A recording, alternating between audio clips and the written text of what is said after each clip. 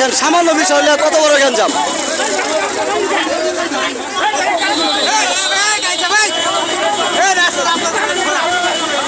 হাসপাতাল হলো, আরে হাসপাতাল হলো, আরে হাসপাতাল হলো, আরে হাসপাতাল হলো।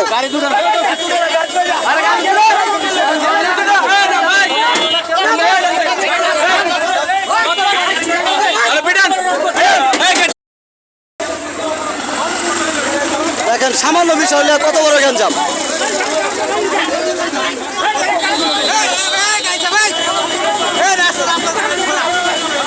হাসপাতাল হলো, আরে হাসপাতাল হলো, আরে হাসপাতাল হলো, আরে হাসপাতাল হলো।